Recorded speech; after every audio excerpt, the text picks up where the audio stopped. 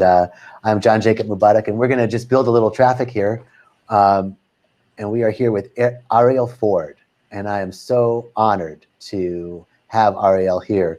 And Arielle, I'm just going to keep talking for a minute until we get a little bit more traffic building up as people start. Good. Why don't you let me talk for a minute then? So I want to know a bunch of stuff about you, like where were you raised? Okay. Me, John Jacob. I was born and raised in Tucson, Arizona. My family are immigrants from Lebanon, and they immigrated. My grandparents immigrated in 1919 from Lebanon to the United States, and my family's been in Tucson, Arizona since 1918. That's amazing. And have you ever been to Lebanon? I have. I went to Lebanon in 2018, 100 years after my grandparents had left. I went to the hometown where all four of my grandparents are from, saw the family house, met all the family and cousins, and it was tremendous to be there.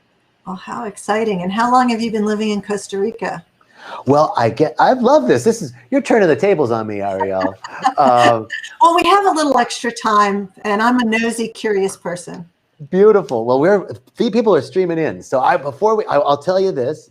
I started working at Rythmia 3 years ago, November of 2017. So this is my 3rd year anniversary month, and I've been living back and forth between LA and Costa Rica, and I think I'm getting ready to pull the plug and just move to Costa Rica.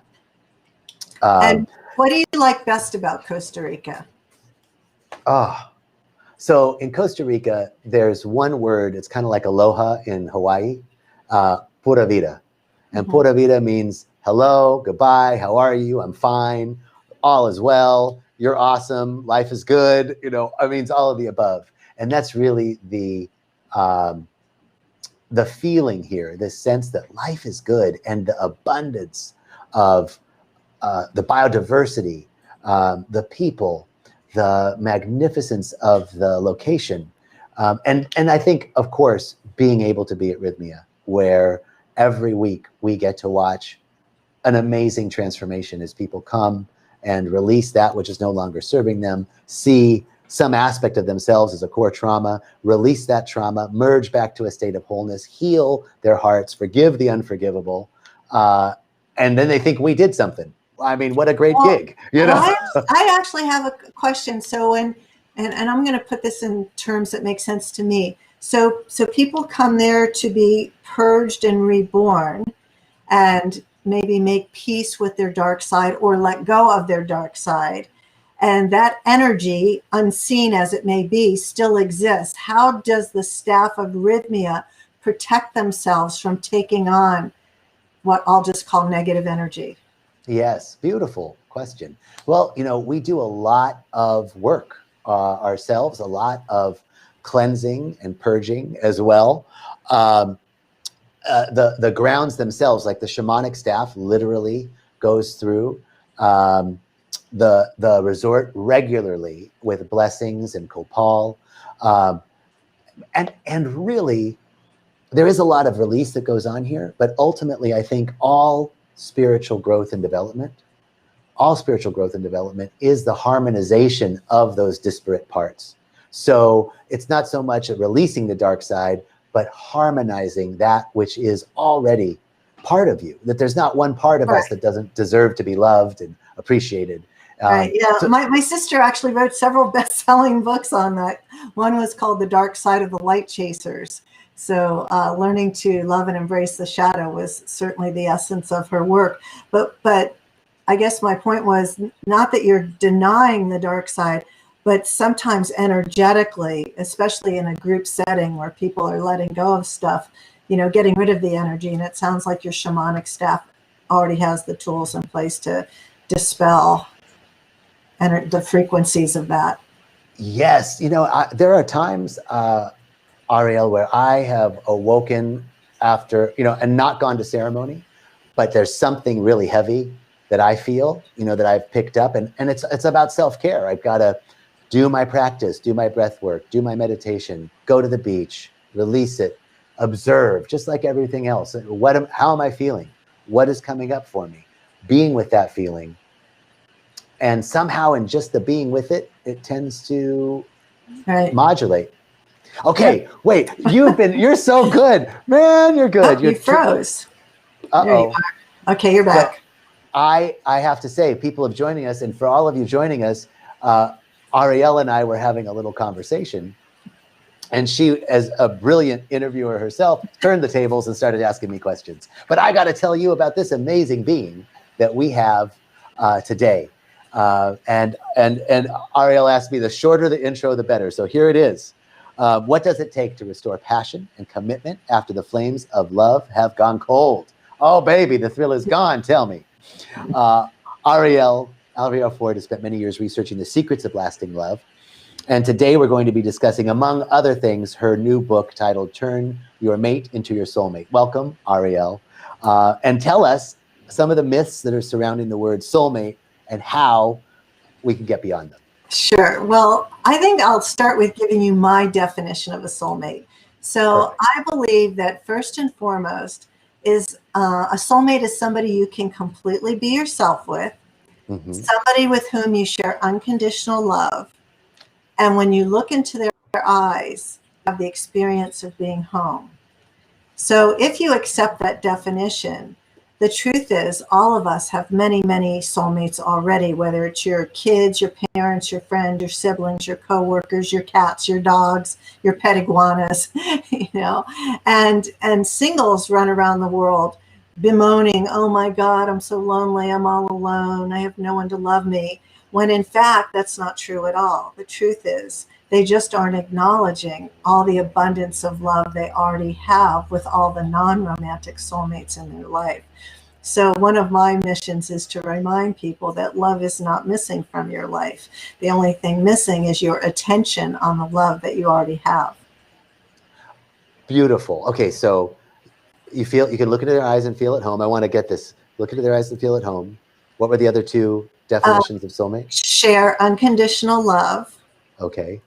And be accepted, warts and all. So you can completely be yourself with them. Which is unconditional love, right? Loving everything the person is or isn't. I love that.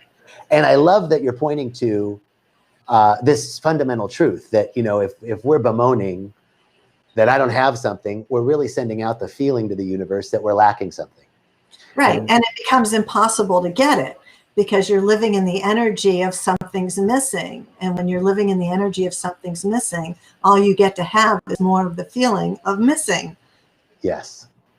And yet there is something like I am completely in alignment with you. I am so overjoyed by the love that surrounds me. When I think of the love that surrounds me, I feel the order of the highest heavens, really. And there's something different about that non-romantic love versus the romantic love. So how do you square the soulmate? Yes, I have a lot of love in my life, and I am wanting to experience intimacy in a different way. Well, that's the whole thing with the law of attraction. It's such a paradox, because on the one hand, you have to have clarity about what it is that you want, and then you have to go into action, and then you have to surrender having it to the universe. So it's like, how is all that possible at the same time? And that's like trying to explain what the speed of balance is, So yes, you already have this abundance of love. And the reason I like to focus on that is so that your heart becomes magnetic to romantic love. So you're not looking for romantic love from a place of missing. But it does make perfect sense that I believe that human beings were designed to be in twos, and we can have the whole polyamory conversation some other time, but I really believe we're meant to be in twos, whether it's, man, man, female, female, or female, male. I don't care. It doesn't matter. But I believe we were meant to be in twos, and that it's a biological desire to have a life partner, so when you can focus on, well, listen, I have this great job at Rythmia. I've got family, friends, and siblings, and cats and dogs and iguanas that love me. And I have this desire to have a life partner, a mate, and that it can all coexist in the same field. But if you're a single person, living in this desperation of I'm too old, I'm too fat, I'm too damaged, all the good ones are taken, it's never going to happen for me, I'm a loser when it comes to love. That's all you're ever going to have, because that's where your focus is. And is it as simple as shifting that focus? What are the other components? Well, that's a piece of it. So I believe there's a couple of major components. The first is clarity. What is it that you really deeply desire? What is it that your soul is most calling for? What are the heart traits and qualities of a mate that you most desire? So having clarity, placing your order, that's pretty exact. And yes. Then you also have to be in this surrendered state of being willing to accept and welcome it in without looking at your watch going, hey, you're late. You're really, really, really late, because there's the divine timing aspect to it. So you could be really clear about the kind of mate that you want. You could be healed from your past relationships, but it may be that the planets of love are not quite aligned. Or what could also be very likely is that the one that the God, universe, goddess, whoever is preparing for you isn't quite ready yet. They may be disentangling from a relationship or getting over something or moving on their way to Costa Rica. So it's your job to remain in the space of what I've asked for is already mine. And one of the things that I invented one day was a thing that I call love before first sight. I love that. Yes. And we can do a quick version of it right here if you want. Sure. So in quantum physics, there's a couple of understandings that most quantum people accept. The first one is that there is no time. All right, hang on. I thought I turned this off. Go away. Sorry. It's a good ringtone, though. Thank you. There's no time, okay? There's no past. There's no future. There's just this now moment. All right. And then the other one is that we all coexist in the field together. And in the field, we are already connected to everything and everybody. So the truth is, on the unseen plane, you are already connected to your beloved life partner, soulmate. They are not missing. They're in the field. And so I've created this thing that I call a feelingization, which is different from a visualization, because a visualization is pretty pictures in your head. Oh, I really want a new royal blue convertible BMW, and I see myself driving down the 405 in it, and I feel the wood steering wheel, and I can smell the leather seats, and all of these are pretty pictures in your head, but you're never getting that BMW if your emotional body is saying, I can't afford it, I don't deserve it, it's never going to happen. And that's why people say the secret didn't work. The law of attraction didn't work for me. I had the vision board, I had the pretty pictures, but I never got the BMW. Because true manifestation doesn't happen in your head. It happens in your heart. Okay, manifestation happens in your heart.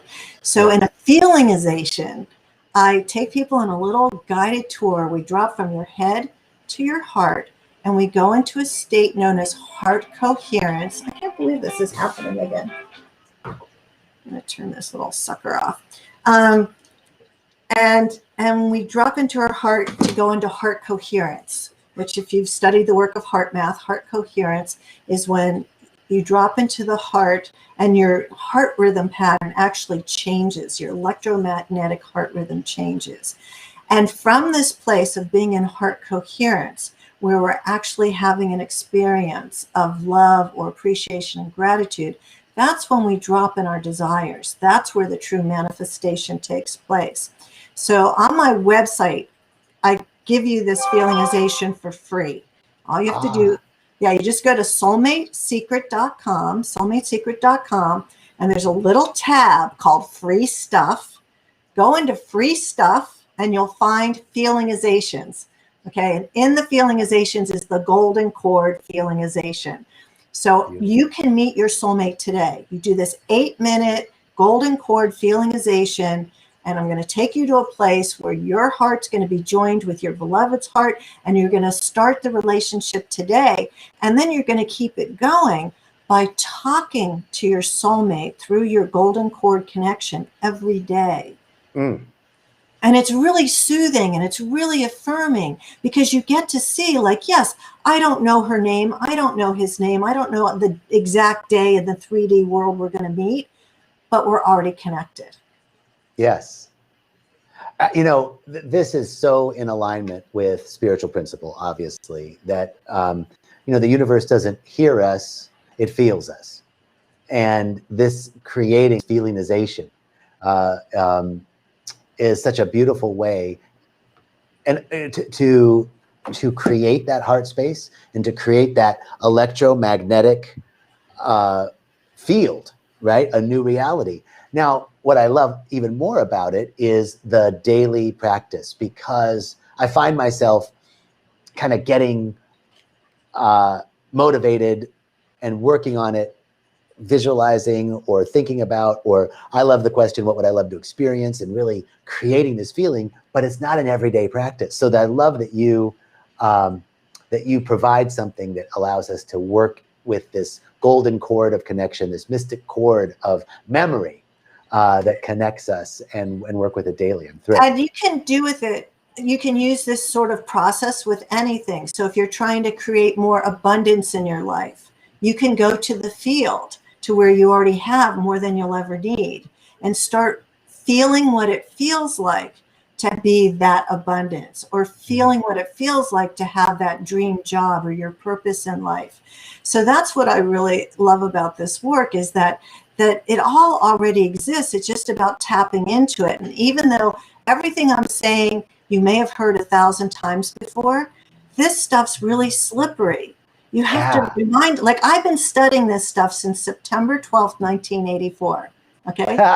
Now I remember this date. You asked me earlier before we got online about what was a game changer for me. Yes. This September 12th, 1984 was the day my life went from black and white to full color.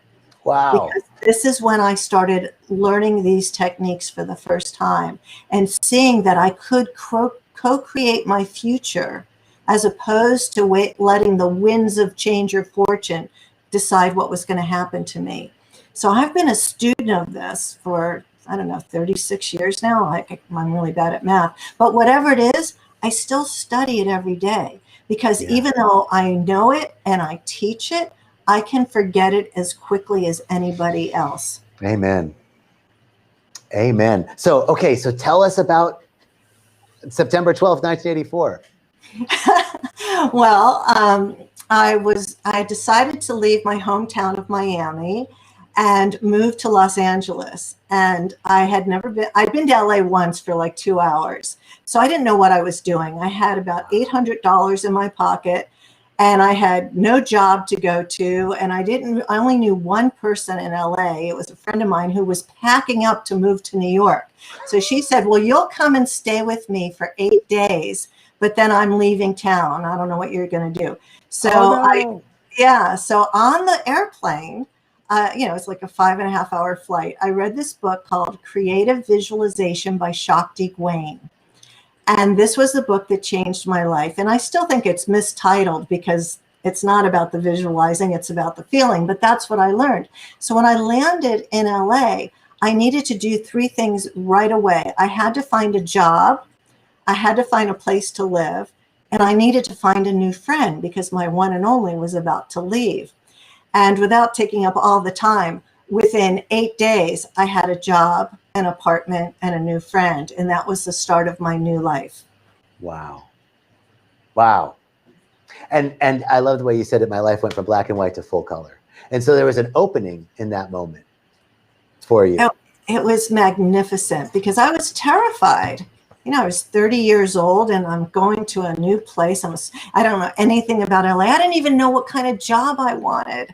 All I knew was how I wanted to feel in the job. So twice a day, I would do this feelingization for myself and imagine what it would feel like to go to an office every day where the people were happy to see me, where they were friendly, where I was paid well, and my talents could be appreciated and utilized. So I put myself into that feeling space, because I didn't have the title for what that job was. I didn't know what that was. And yet that's exactly what I created. And you were working with not only the feelings, but the qualities, right? The qualities of what you wanted to experience, which, you know, so often, I mean, I'd love to know your opinion about this, because we see, you know, so many people have such a clear, like you said, put in your order, right? When you're talking about the feelingization, right? You want clarity around that. We do want clarity. And yet in this work, there needs to be room for spirit to bring us something greater than we could imagine. And so that's what I love about the qualities of it, because it's not like he's 5'10" and X, you know, the specific, but the qualities of who and what I'd like. It might be you want somebody who's kind, loving, generous, compassionate, empathetic, funny, fun, you know, those sorts of things, as opposed to height, weight, color, hair, or no hair, or whatever it is. Yes. Okay. So part of the manifesting the soulmate is this work of feelingization. And now after you have really manifested your soulmate, and you wrote the book Manifesting Your Soulmate, and now you've written this other, The Soulmate Secret. And after that, you've written Turn Your Mate into Your Soulmate. So we've talked about the definition of soulmate, but what are some of the most important things that about men women need to know, and about women that men need to know, or about men that men need to know? Well, let me just start by saying that when I manifested my soulmate 23 years ago, I did it just for me. I didn't do it with the intention of, oh, someday I'm going to write a best-selling book and I'm going to teach workshops and I'm going to be this expert on finding your soulmate. That was not the game plan whatsoever. There's a whole other hour about how that came to be. But once I did manifest my soulmate and we got married, I was a very late bride. I was a first-time bride at 45.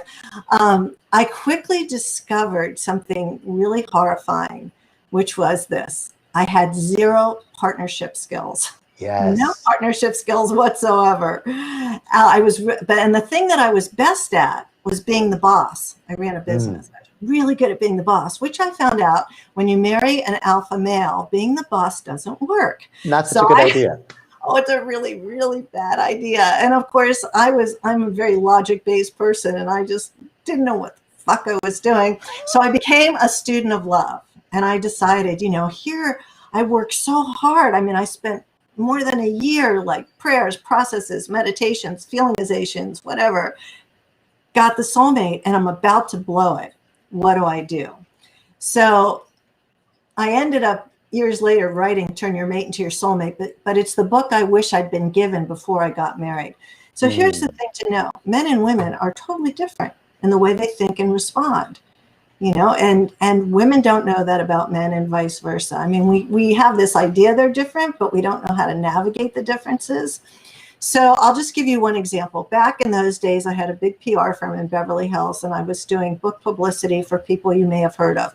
Deepak Chopra, Wayne Dyer, Marianne Williamson, Don Miguel Ruiz, Neil Donald Walsh, Gary Zukav, blah, blah, blah, blah. I don't know any of those people. I'm joking. I'm joking.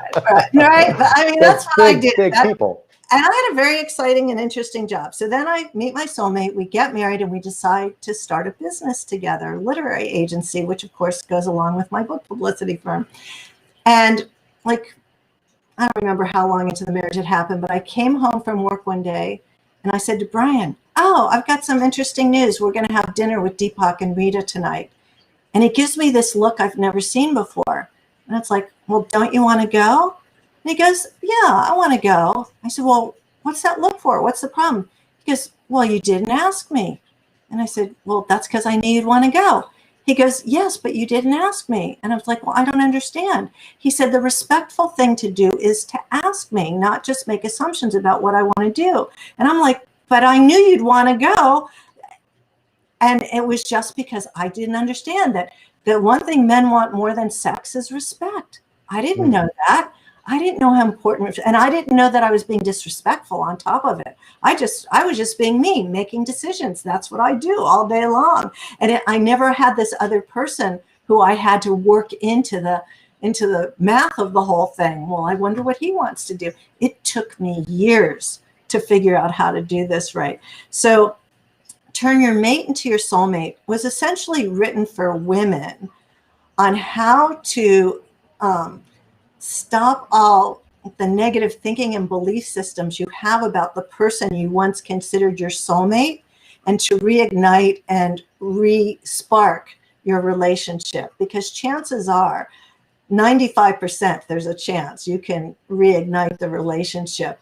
You're just making them wrong for all the wrong reasons. And I'll give you a couple examples of this. So there's this brilliant guy at the University of Washington named Dr. John Gottman. He is the world's leading expert on marriages. He is, I worship at the temple of John Gottman and Harville Hendricks. They're like my two gurus. So Gottman, in his brilliance and research, found that every single couple, not just some, every single couple has a minimum of 9 irreconcilable differences. These are things you're never, ever, ever going to agree on. So it's stuff like money. You have a spender and a saver. Sex. One wants it twice a day. One wants it once a month. One wants it hot. One wants it cold. One's always on time. The other one's always late. And I could go on and on. But what happens is nobody's ever told us that this is normal. We fall in love with somebody, we get married, or we live with them, and suddenly we discover all these differences, and we start thinking, oh, ooh. And one foot goes out the door, and sometimes 2 feet go out the door, and you just think, I guess we're not meant to be. I guess this isn't my soulmate, which couldn't be further from the truth. This is what's normal, but we don't know it's normal. Leaving is not normal. And when I was talking to Harville Hendricks about this one day, he said to me, I said, well, Harville, what's the solution when you have all these differences? And he said to me, the solution is coming up with a creative solution. That's like, I don't get it. He goes, let me give you an example. He said, my favorite thing to do when I wake up in the morning is to get behind the wheel of a vehicle and drive for 9 hours. He said, however, my wife, Helen, her favorite thing to do is to sit in the living room and embroider or knit. And if she has to leave the house, she wants to know for how long and when she can get back to her needlepoint. And I said, well, clearly there's no creative solution for that. And he said, oh, yes, we bought an RV. I'm always driving. She's always home. So it requires work and creativity. The other thing that really helps with this is this thing that I made up years ago called wabi-sabi love. Now, this is different from wasabi, which is something you put on sushi. Wabi-sabi love. So let's pretend for a moment that this is an ancient, priceless Ming vase. Okay. And there's a long, crooked crack down the center of this ancient, priceless Ming vase.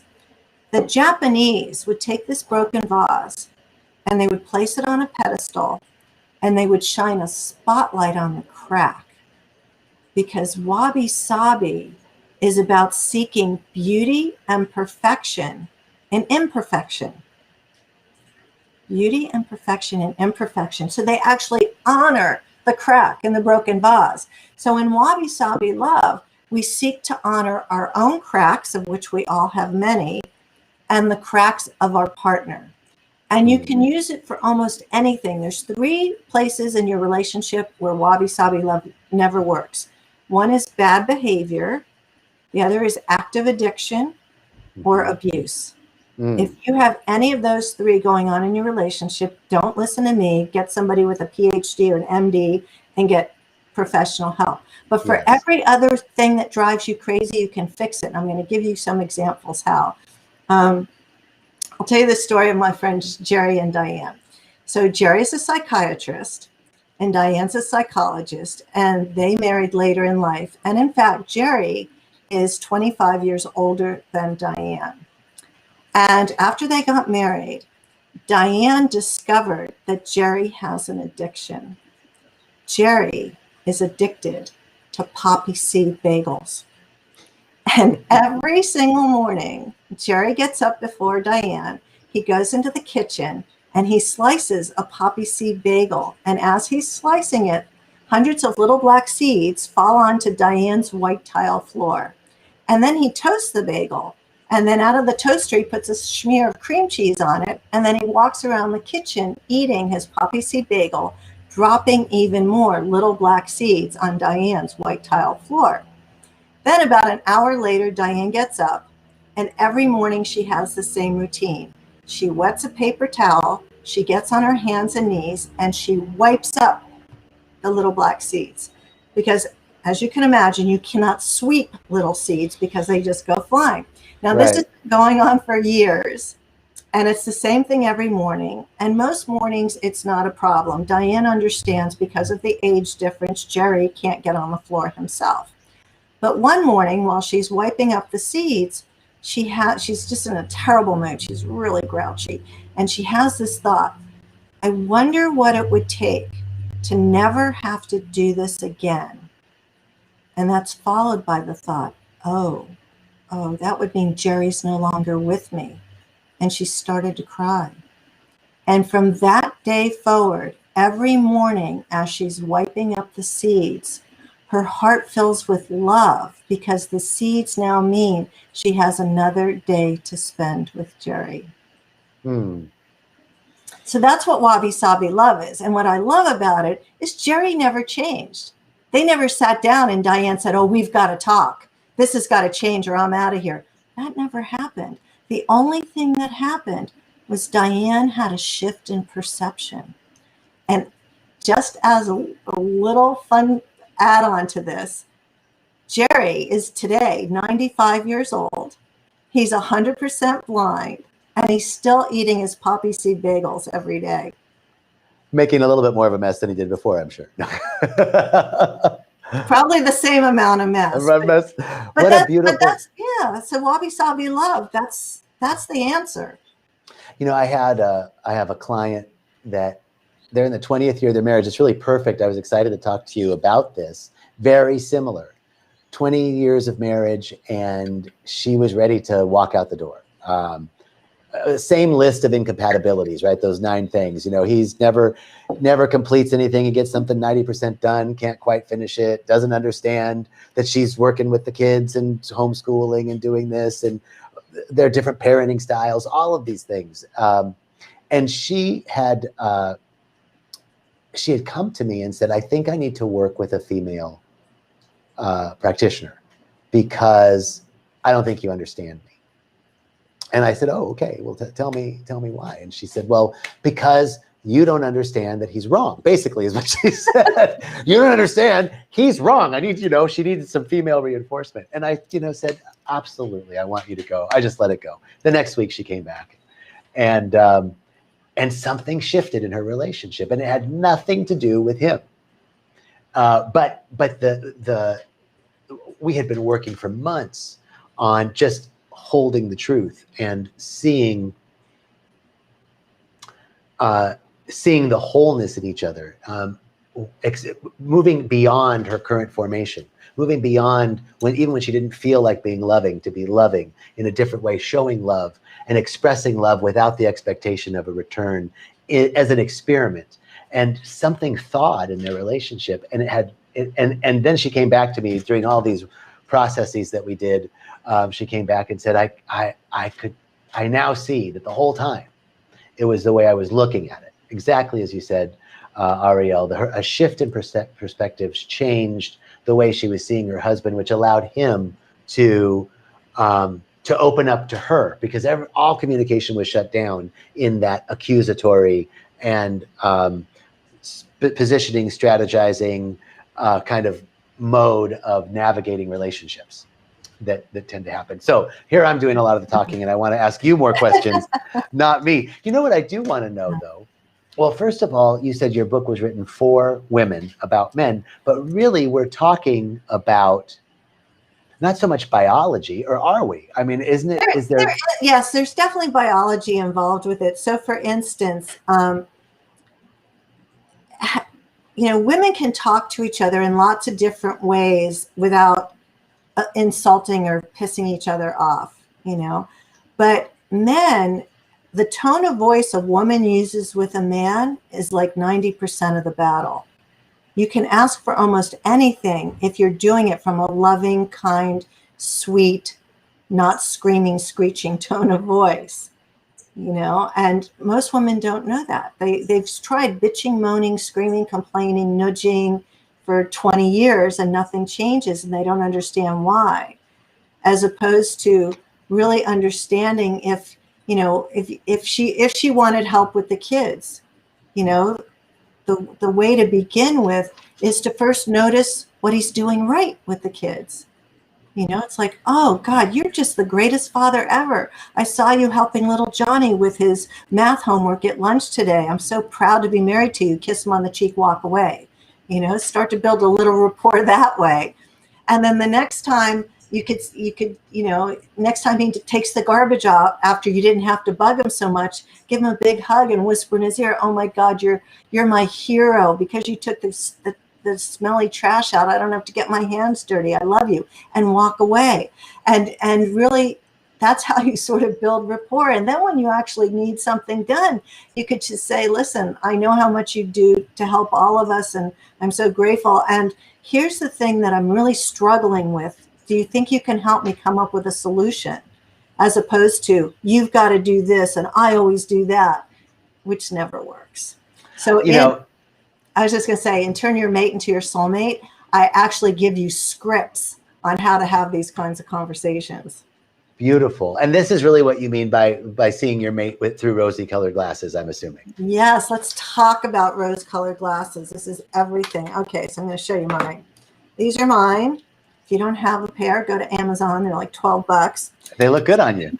Thank you. Thank you. So there was a study done at the University of Buffalo many years ago, and they were looking at couples who consciously choose to wear rose-colored glasses.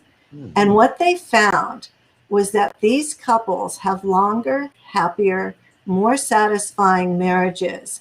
And the reason they do is because they're always looking for what's right instead of looking for what's wrong. That makes all the difference in the world. Not to say that they didn't have as many, you know, non-negotiable things that we talked about. They had all of those, but they look for what's right. And so we should do this with all of our relationships. You know, it's really easy to find fault, and women are particularly good at it. We're like heat-seeking missiles when it comes to what's wrong or what's out of place. But you have to train yourself to become aware, to look for what's right. And Dr. John Gottman recommends that if you really want to have a long-term healthy marriage, that each of you give the other 5 acknowledgments or affirmations at the end of the day. And if you're going to do that, your shift of awareness totally changes. You know, if you know at the end of the day, you got to tell John Jacob what a hunk he is and how brilliant he is, you got to be looking to, you know, say, hey, I noticed you did that, and thank you for doing that, and aren't you amazing at that? That requires a different mindset. Do you get a lot of yeah buts from your clients? They're like, yeah, but there are these things that I need to address. There are some things that happen that I really don't sit well with me. Yes, and there's a way to have those conversations that really work. So you don't respond and react in the moment. You know, like I'll give you an example. So let's say that you've got a hot date and you go to a party and you happen to run into Brian and I. So the 4 of us are at this party and we're talking, we're having fun. And then Brian suddenly says something that totally, I'm appalled by what he said. And I have a couple of options. I could rip him a new one right then and there, or I could wait till we get in the car to go home at midnight when we're both really tired, or I could keep my mouth shut and go to bed angry, which I highly recommend. Going to bed angry is not a bad thing. And then in the morning, what I would do is I'd say to him, hey, honey, you know what? I've got a problem I really need your help with. Do you have 10 minutes sometime today to talk to me about it? And he would say, oh, yeah, let's just talk about it now. It's like, no, you got to go to work. I got to go to work. What's a good time? When do you have 10 minutes? So he says, oh, well, why don't we go for a little walk at 4 o'clock? Great. We go for a walk, and on the walk, I say to him, you know what, Bri, I know how much you love me, and I know that you would never purposely do anything to hurt me. And last night when we were with John Jacob and you said ABC, I really felt X, Y, Z, and I shut up. Not another word comes out of my mouth. And what do you think he's going to say, right? He's going to say, oh my God, that's not what I meant, or I'm so sorry, or I'll never do that again, and it was such a stupid thing to do. and then we move on. I don't bring up anything else from the past. I just say, thank you. I kind of assumed that that wasn't what you meant, but I had to tell you, and you move on. That's how you have a serious conversation. You let them decide the time. You tell them how long. 10 minutes is a good thing. And then you only do one item at a time. You don't like let it rip with the 17 other things. Because if you've let 17 other things boil up, then you're going to need 17 10-minute walks. Yep.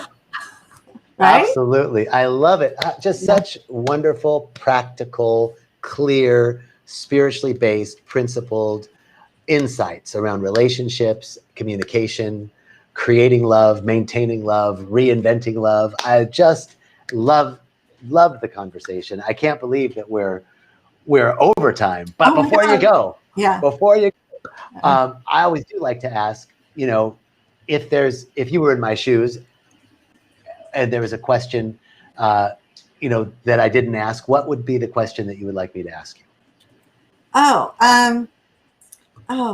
I don't know. I can't. Well, you said something before we went live that I wanted to address, something about being tired of all the apps and everything. Yes. Okay. Well, that's me. That's like, I'm so over the apps. I'm so over. All right. So here's what I want to tell you is, like, a lot of people believe that dating online doesn't work because they've had bad experiences. And my response to that is that you just don't know how to do it in a way that will work for you. So I've written this free online dating guide. It's only 9 pages long, but it's free at my website. If you go to soulmatesecret.com, it's a pop-up. You can't search for it. It just pops up, free online dating guide. And in it, I'll tell you everything you need to know to make the dating apps work for you. Because right now, I don't know what COVID's like in Costa Rica, but for the rest of the world that's on lockdown, this is pretty much your only option. And it's a really good option, because you can sort through people faster, and it's just like one-click shopping on Amazon, except Amazon won't deliver soulmate, but a dating app could. So I want to encourage people not to give up. Excellent. I'm not going to give up. I'm going to go online and check out the guide. Okay. And I am so grateful for the generosity of your time. I'm grateful for your yes and your willingness to life and to this work, because you've provided over so many years. Not so many, I don't mean to say it like that, but the deep work that you've done. Thank you. And it's making a difference as a beneficial presence on the planet. Thank you, Arielle Ford. I look forward to seeing you again, and for the next time we meet. Many blessings. Thank you so much. Thank you. All right. Bye-bye. Bye.